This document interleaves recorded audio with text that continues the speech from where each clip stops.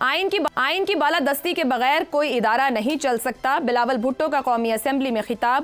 کیا 2018 اور 2024 کے انتخابات کے بعد آنے والا ہائیبرڈ نظام آئین کی بالادستی کی گواہی دے رہا ہے؟ زیغم صاحب. ایک تو زرداری صاحب کی پیپلز پارٹی کا کمال یہ ہے کہ وہ خرگوش کے ساتھ دوڑ بھی لگا سکتی ہے، شکاری کے ساتھ شکار بھی کھیل سکتی ہے، لیکن نہ خرگوش اس پہ اعتبار کرتا ہے اور شکاری تو وہ بن نہیں سکتے کیونکہ تیر کمان نہیں ہے. صرف ہانکا لگا سکتے ہیں، ڈھول بجا سکتے ہیں، شکار میں حصہ لے سکتے ہیں. اب بلاول صاحب کی تقریر پاکستان کی حالیہ پارلیمانی تاریخ کی ایک بہترین تقریر تھی، کوئی شک نہیں. انہوں نے اپنے نانا کی یاد دلا دی، اور نانا کی وہ تقریر ہے جلسہ عام والی نہیں، ان کی ڈپلومیٹک سپیچز، ان کی پارلیمانی سپیچز، اس لیول کی انہوں نے تقریر کی. لیکن میں سوچ رہا تھا کہ بلاول کس کی نمائندگی کر رہے ہیں؟ اپنی نمائندگی کر رہے ہیں یا پارٹی کی نمائندگی کر رہے ہیں؟ تو میں نے سوچا کہ وہ پارٹی کی نمائندگی تو نہیں کر رہے، کر بھی نہیں سکتے، کیونکہ ان کے ابا نے کہا ہے کہ وہ جس پارٹی کے چیئرمین ہیں وہ ایک ڈمی پارٹی ہے، وہ ایک پیپر پارٹی ہے. جو اصل پارٹی ہے اس کی ملکیت ابھی تک ابا جان کے اپنے ہاتھ میں ہے. پھر پیپلز پارٹی کی اپنی بات کی، پیپلز پارٹی کس کی نمائندہ ہے؟ اقتدار کی نمائندہ ہے یا اصول کی نمائندہ ہے؟ دسمبر 2016 سے لے کر آج تک پیپلز پارٹی ہائبرڈ سسٹم کو سرو کر رہی ہے. دونوں ہائبرڈ سسٹم جو بنے 1 اور 2، ہائبرڈ سسٹم اور ہائبرڈ سسٹم پلس، اس کو بنانے میں پیپلز پارٹی آگے تھی. 2017 میں نواز شریف کے خلاف جب پینما کیس چل رہے تھے تو اس وقت بھی پیپلز پارٹی آگے تھی. یہاں تک کہ نواز شریف کو پارٹی کی چیئرمین شپ ہٹانے کے لیے وہ عدالت میں گئے دوسرے لوگوں کے ساتھ، جو میری رائے میں پاکستان کے آئین کے انتہائی غلط تشریح تھی. اور ہمارا جو فریڈم آف ایسوسی ایشن ہے، جماعتیں بنانے کا جو آئینی حق ہے، اس پر ڈاکہ ڈالا گیا. 2018 میں بلوچستان کی حکومت گرانے میں کس طریقے سے وہ حکومت گرائی گئی؟ زرداری صاحب اس کا مین کیریکٹر تھے، اس کے لیڈر تھے، اور اس کا ایک مقصد تھا کہ اسی سال سینٹ کے الیکشن ہونے تھے، اس کی انجینئرنگ کرنی تھی. اور جب سینٹ کے الیکشن کی انجینئرنگ ہوئی، اپنے رضا ربانی کو ڈچ کر کے، جس پہ سب کا اتفاق تھا، پاکستان کے بہترین پارلیمنٹیرین، کس کو لائے؟ فیض صاحب کے سنجرانی کو. جی ہاں، میں نہیں کہہ رہا، یہ خود کہتے ہیں. آپ نے سنا، ٹی وی پہ دیکھا، جب جگت لگائی انہوں نے کہ تو فیض کا بندہ ہے. رضا ربانی کو ڈچ کر کے فیض کے بندے صادق سنجرانی کو کس نے بنوایا؟ جناب زرداری صاحب نے.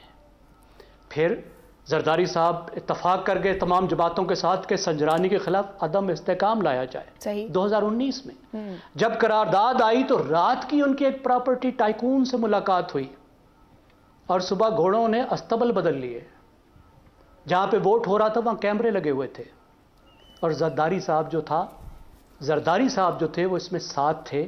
اس رات میری پیپلز پارٹی کے ایک باصول لیڈر سے ملاقات ہوئی تو یقین کریں مجھے ایسے لگ رہا تھا جیسے اسے جن چمڑ گیا ہو. اب بلاول صاحب ہمیں یہ بتائیں کہ آپ کس کے ساتھ ہیں؟ زیغم صاحب، آپ کی اس گفتگو پر ایک بات میری سمجھ میں آتی ہے، اس کو کامنٹ کر دیجئے گا. بلاول صاحب کی بہترین تقریر، اور فلور آف دا ہاؤس انہوں نے جب بھی تقریر کی ہے بڑی بہترین تقریر، شاندار تقریر کی ہے. اور پاکستان پیپلز پارٹی کی ورکنگ پالیٹکس، جس کی آپ نے پچھلے کچھ سالوں کے حوالے رکھے ہیں، پھر ہم یہ کہہ سکتے ہیں کہ پیپلز پارٹی اور بلاول بھٹو مل کر جو بیلنسنگ آرٹ ہے، بیلنس جو توازن قائم کر رہے ہیں، وہ بڑا بہترین انداز میں قائم کر رہے ہیں، تقریر کا اور ورکنگ پالیٹکس کا، اور کامیاب ہیں اس میں. اگر آپ عملی طور پر دیکھیں تو ایسا لگتا ہے کہ بلاول کے ذمہ یہ ہے کہ تم خرگوشوں کے ساتھ دوڑ لگاؤ، اور ابا کے ذمہ یہ ہے کہ شکاری کے ساتھ ہانکا لگاؤ. لیکن اگر آپ شک کا فائدہ دے بلاول کو، جو میں ضرور دوں گا، تو وہ یہ ہے کہ بلاول کی ایک نہیں چل رہی. بلاول بہت فرما بردار فرزند ہیں.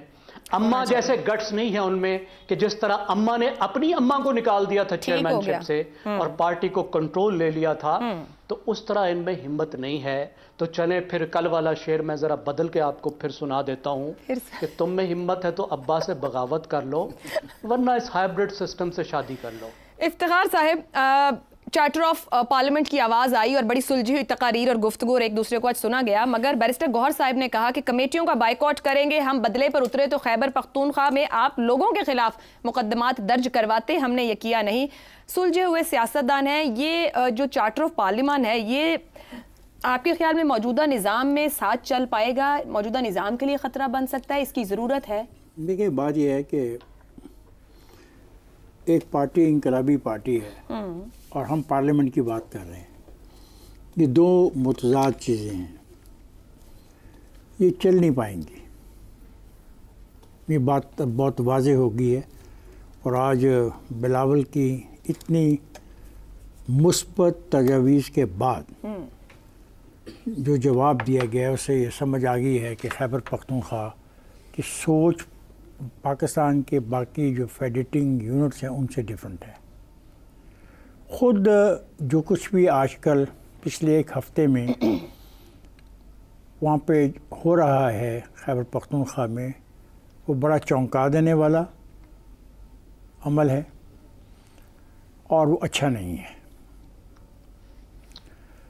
हम इस बात से हमेशा अवॉइड करते रहे हैं कि फेडरेटिंग यूनिट्स आपस में एक दूसरे से तसादम में ना जाएं।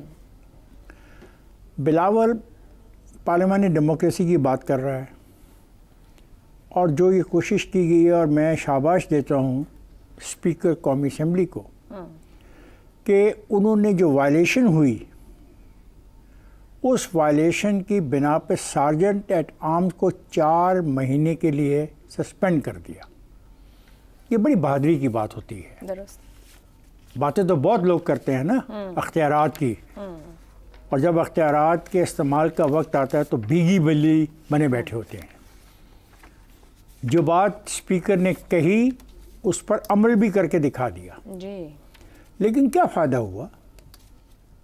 वो जमहूरियत की बात करना चाह रहे हैं और अगलों ने कहा हम इनकलाब लाना चाहते हैं। उन्होंने कहा मुतमिन नहीं स्पीकर असेंबली के इक़दामात से। अब देखें, जब स्पीकर एक ऐसी अच्छी मुस्बत रवायत को जन्म देना चाह रहा है, और काफ़ी अरसे जो कमेटियाँ पिछले दिनों बनी उसमें भी मैंने तारीफ़ की अपना स्पीकर की कि उनका तरीक़ाकार बहुत अच्छा था और उन्हें मौका पूरा फराहम किया कि अपोजिशन को कोई ऐसी वजह ना बने कि वो नाराज़ हो जाएं और उसको इस्तेमाल करें।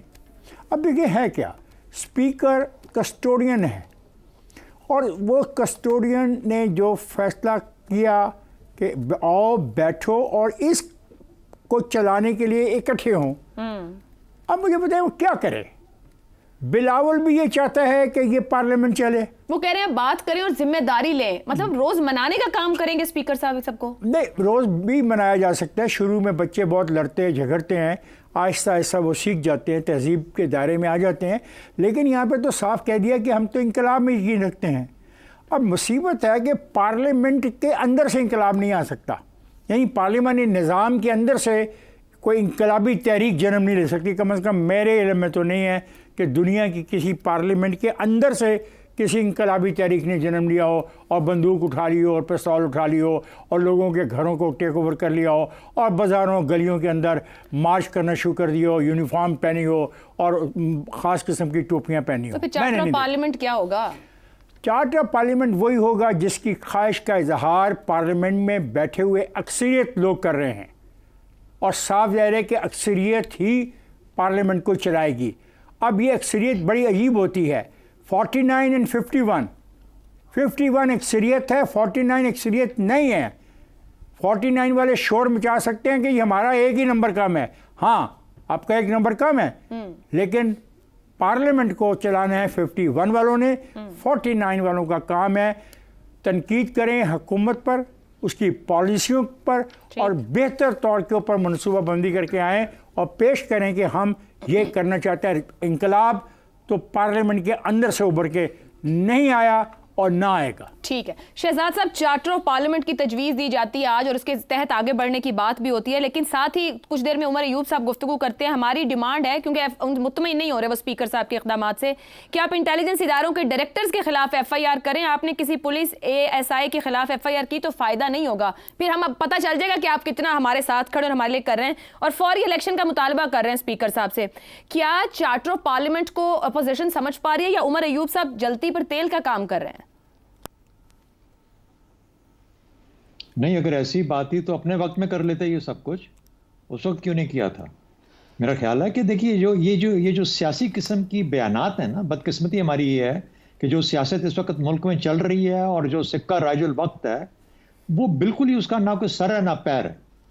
یعنی آپ کا مقصد کیا ہے, مقصد کیا حاصل کرنا چاہتے ہیں؟ اگر پارلیمنٹ میں کھڑے ہو کے بات کر رہے ہو, ابھی بات ہوئی نا, بالکل ٹھیک کہا کہ انقلاب جو ہے وہ پارلیمنٹ سے نہیں آتا, لیکن ایک چیز ضرور آتی ہے, انقلابی اقدامات پارلیمنٹ سے ضرور آتے ہیں.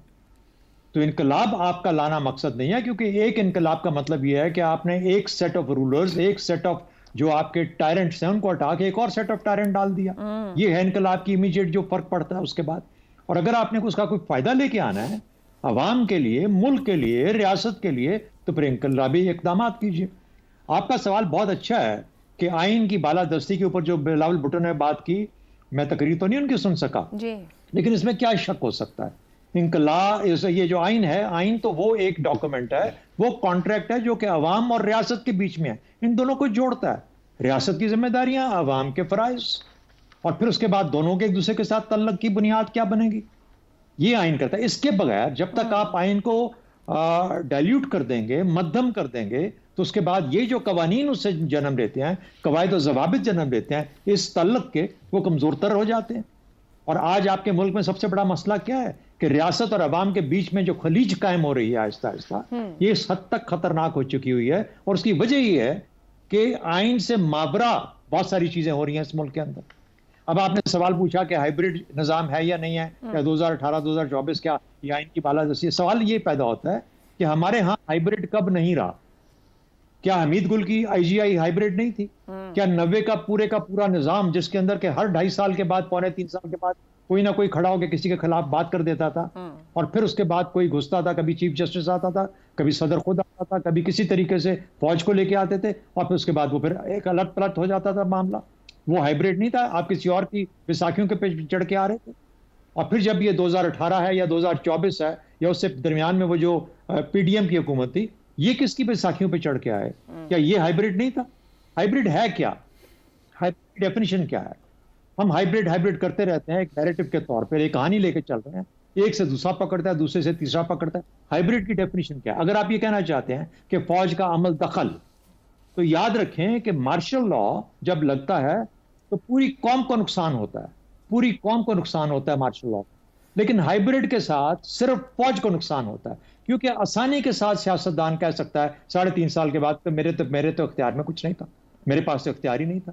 تو آپ 3.5 سال وہاں پہ کیا کرتے رہے؟ مکھیاں مارتے رہے. آپ کو کس نے جوڑ کے رکھا ہوا تھا کرسیوں کے اوپر؟ Very valid. For that matter آج کی جو حکومت, یہ تو کل چلے جائیں گے, جب بھی جائیں گے وہی کہیں گے جو کچھ نہیں کہتی ہے. وہ تو پیچھے سے ہائیبریڈ نظام تھا, SIFC کر رہی تھی, فلانا کر رہا تھا. تو نقصان سراسر فوج کا. یہ فوج کو سبق سیکھنا ہے. یہ جو ہائیبریڈ کر کے اس کی کہانی بنتی جا رہی ہے, ایک نیریٹو بنتا جا رہا ہے, ان کو چاہیے فوج کو کہ اب ڈیفیمیشن لے کے, کہ مجھے ثابت کر دو ہائیبریڈ کہاں پہ. اگر ہے ثابت تو پھر رک جاؤ اس سے, کیونکہ پھر غیر آئینی قدم ہے. صحیح. تو آئین کو مقدم رکھو, اپنے آپ کو صاف رکھو, تاکہ آپ کے اوپر کوئی انگلی نہ اٹھا سکے. اور یہ نظام جس قسم کا ہے, آہستہ آہستہ رڑتا چلتا رہے گا. ابھی بھی تو چل رہا ہے نا, آئندہ بھی چلتا رہے گا.